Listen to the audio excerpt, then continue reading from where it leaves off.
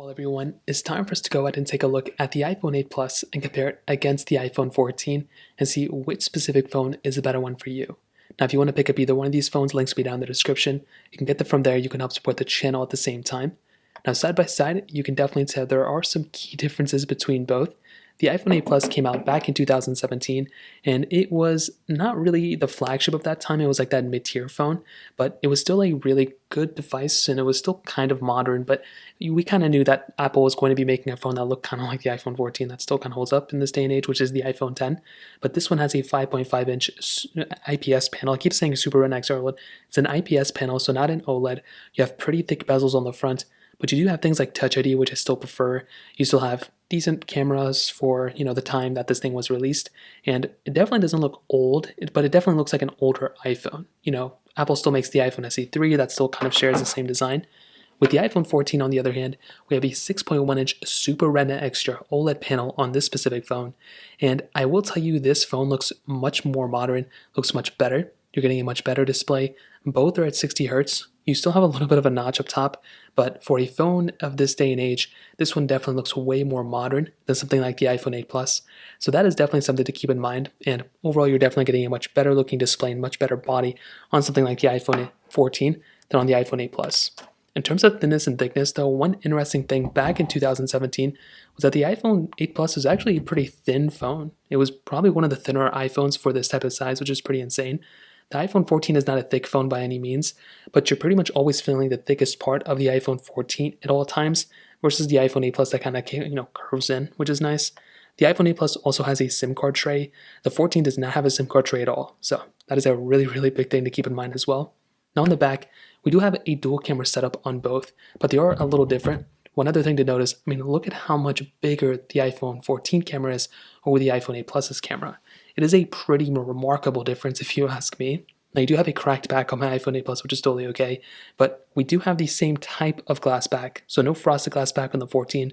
Those are mostly like a pro feature. You have wireless charging on the back of both these, IP certification on both these phones as well, but we do have a little MagSafe connector here, so MagSafe accessories will work on the 14, will not work on the 8 Plus. On top of that, we do have dual eSIM technology on the iPhone 14.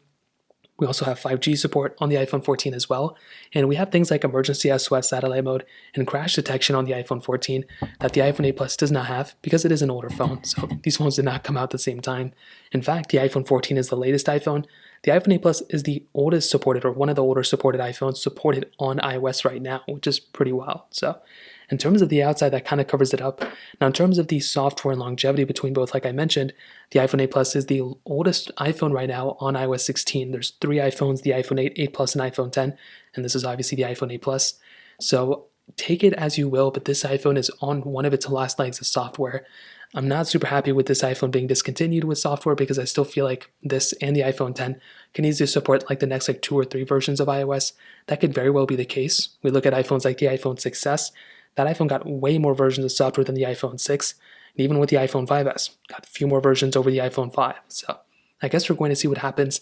But in terms of longevity, the iPhone 14 is, in every single way of the question, is going to outlast the iPhone 8 Plus in every single dimension. So in terms of that, that covers it up there. Now let's go into a speed comparison between both these phones. The iPhone 8 Plus on the front, or internally, has that Apple A11 Bionic chip inside of it with 3 GB of RAM, where the iPhone 14 has that Apple A15 Bionic chip inside of it with 6 GB of RAM. So let's go and see which one's the faster one between both. Okay, there we go. All the apps are cleared out in the background. I will go and raise the brightness here a little bit. So let us get into it. 8 Plus is here, 14 is here. Phone calls 3, 2, 1. And definitely a pretty big difference there. 14 was faster. Music 3, 2, 1. Now I also want to tell you, navigating through the whole entire UI is definitely going to be a faster experience on the iPhone 14 just because of that, home button. Settings 3, 2, 1. You're definitely going to feel like you're going to be having a much faster fun. Just look at how much, even just closing out of the application, much faster on the iPhone 14. We can try something like Apple TV 3, 2, 1. Did get into a pop-up here, but still probably would have been faster on the iPhone 8 Plus. App Store 3, 2, 1. And I mean the iPhone 14. And even on this type of application, faster. Now, both are on 60 Hz, so their panels refresh at 60 Hz. And surprisingly, both are fairly smooth. I was expecting the iPhone 14 to be way faster, at least at loading, and they both did a pretty good job, but I think the 14 was still faster. Camera, 3, 2, 1. Okay. Now, I would take a photo. Let me go and close out of this one. Let's go and take a photo. Let's go and open up that photo. And even on things like that, it's going to be faster on the iPhone 14. Mail 321. iPhone 14 definitely faster there. Clock 321. Definitely going to be a faster experience overall on something like the iPhone 14. Let's try some of these third-party applications. We could try Facebook 321. Okay, definitely there again. Let's go and get into Snapchat 321. Okay, definitely, iPhone 14 is far faster there. We can try Temple Run 2, 3, 2, 1.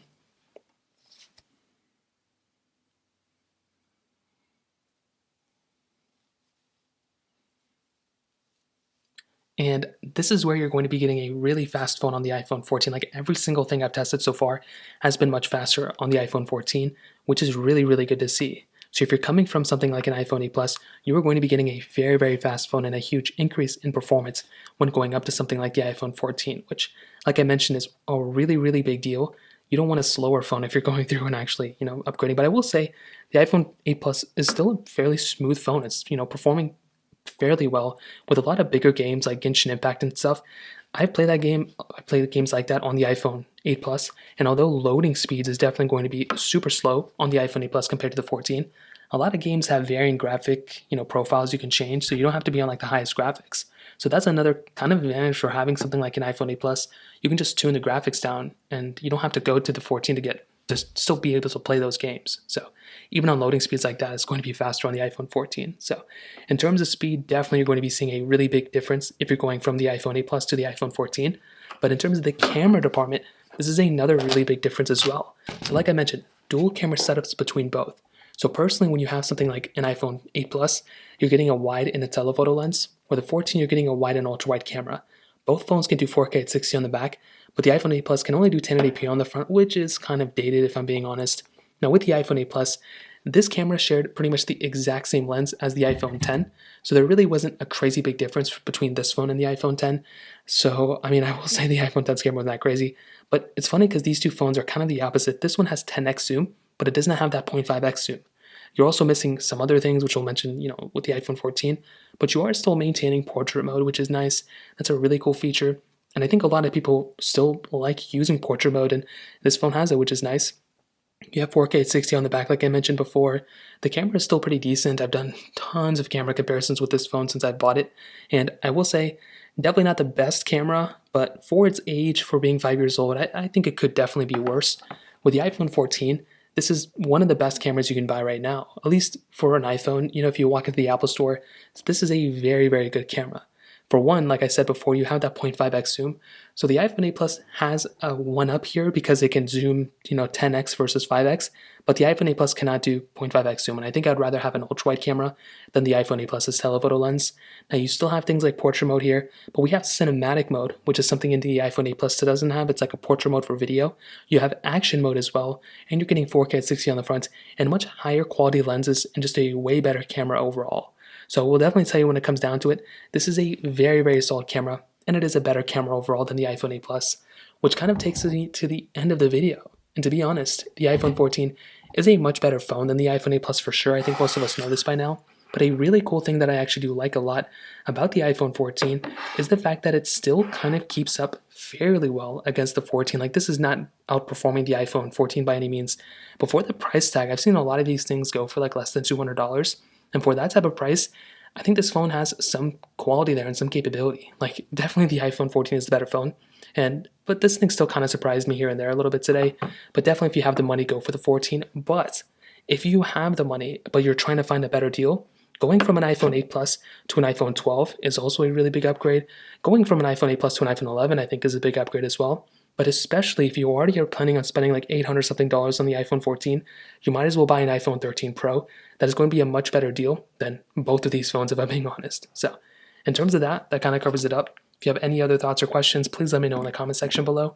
Hit the like button, that helps me so much, but definitely hit that subscribe button. More importantly than everything else, I love every single one of you guys. Hopefully I'll catch you guys in the next video. Peace out till then.